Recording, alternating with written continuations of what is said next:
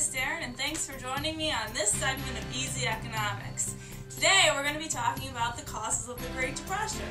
I know what you're thinking, causes of the Great Depression, that's not easy. But guess what? It is. By the time we're done, you'll think learning about the causes of the Great Depression are as easy as learning your ABCs. A is for abroad, or American policies abroad. During the 1920s, we see two very different things taking place. In the United States, we're experiencing a period of great prosperity, where every American family owns a radio and an automobile. However, over in Europe, we have to remember that they're still recovering from World War I and all of the devastation and destruction that the war caused. Now, because of this, they're not really too worried about buying a radio or an automobile. They just want some food on the table for their family.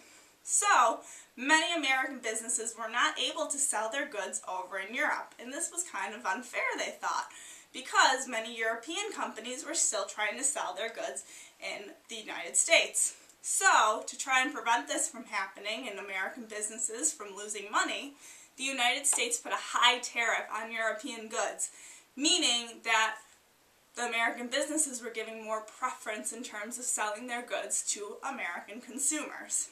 However, although this started to help out the American business owner, it really hurt the European economy, and their economy started to decline tremendously. Now, eventually, that decline spread to the United States. Now, a better way of envisioning this is from this picture of a professional wrestling match. Now, up top, we have Shawn Michaels. He represents the United States. He's strong, prosperity, has a lot of prosperity. But on the bottom, we have what's representative of the European economy. They're down and out. By leveling the tariff, we effectively gave the 1-2 punch to the European economy and put them completely out of business. The problem, like I said before, is this economic decline spread to the United States. And we went from a period of prosperity and having lots of money to having no money at all. And we'll talk about how that happens a little bit later. The letter B is for bank, and the bank failures that took place throughout the Great Depression. Now, in order to understand the bank failure, we need to talk a little bit about how banks work. When you go in and give the bank some of your money and deposit in your savings account, the bank can take that money, a portion of that money, and loan it out to new customers, expecting that they're going to pay that money back.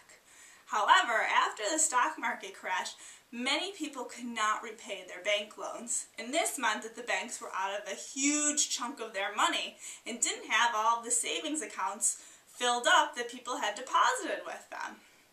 So, when people started to come to the banks and ask for their money back, they were able to give them their money back at first, but eventually as the banks started to run out of money. This led to mass hysteria across the entire country, and people started to do a run on the banks. So just like this, they would run to the banks and hope that the banks would still have money, and lines would go around the block of people waiting to get all of their money from the banks. Can you imagine that? Having all of your life savings in a bank and then going and finding out they weren't there anymore? Well, that's what happened to many people during the Great Depression, and it furthered our economic decline. On top of that, when the banks ran out of money, they were forced to close, and it caused the bank failure of many banks across the United States.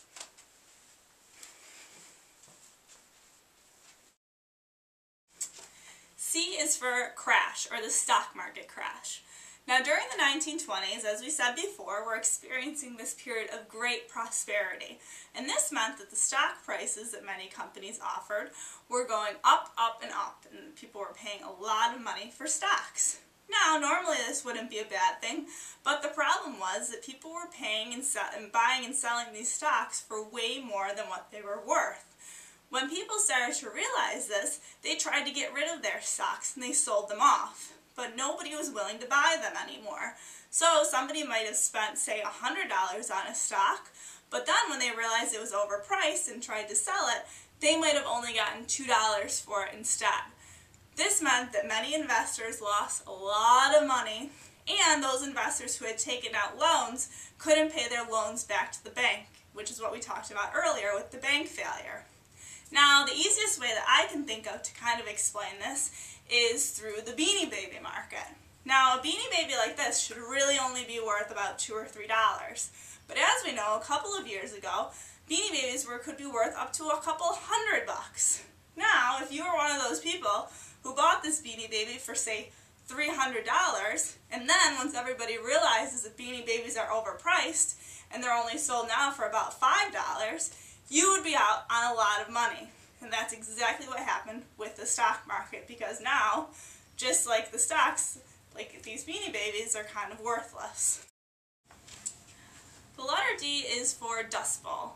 Now, the Dust Bowl is something that affected the states of the Midwest, and mainly farmers, which is why I've got my farmer hat on to help you guys remember.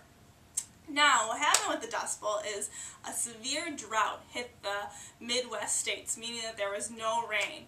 And a lot of the plant life died during this time, including the plants that held the soil in place. That meant that when the wind started to blow, these ginormous dust storms would take place and cover entire towns completely with dust. Also, it meant that farmers couldn't grow their crops anymore, and the cost of growing crops was a lot more than what people were willing to pay for crops at this time, especially since so many of the people in the city had lost all of their money from the stock market crash and the bank failures. So farmers had a really, really hard time making a living. Not only would their crops not survive through the droughts, but on top of it, people were unwilling to buy their crops at the price that they could make money off of them at. So many farmers ended up defaulting on their loans from their bank, and they were unable to keep their farms. This meant that many people in the Midwest went from owning their own farms to becoming migrant workers and roaming the country in search of work. And this was a huge problem during the Great Depression, because not only is the Great Depression affecting the people in the city, but now the people of the Midwest were being affected as well, and it crossed the entire country. Our last letter is the letter E, and it stands for the economy. Now, by the end of the 1920s, people did not have a need for any new products. If they already had an automobile, they didn't have a need for another one. So that meant that many companies who had been producing a large amount of goods had to start scaling back. This meant that they weren't making as much money, and that they had to start firing people from their jobs because there wasn't a need to produce as much. So this is going to hurt the economy a lot. On top of that, you have businesses that couldn't expand anymore. Not only were people suffering from the stock market crash and didn't have money to buy their new products, but companies also couldn't get any loans from the banks because all of the banks had failed. So, on top of everything else happening, the economy wasn't in a state where it could grow like it could during the 1920s, and many businesses and many people weren't ready for that, and they weren't able to adapt to the change. So it was a huge cause for the Great Depression, just in terms that the economy wasn't at a point where they could handle the scale back in terms of production. Well, thanks for joining us for this segment of Easy Economics, and I hope you guys remember everything we talked about. Remember, the causes of the Great Depression are as easy as ABC. Now, to review, our A is United States policies abroad, our B is for bank failures, our C is for the stock market crash, D is for the Dust Bowl, and E is for the economy. Now, get studying.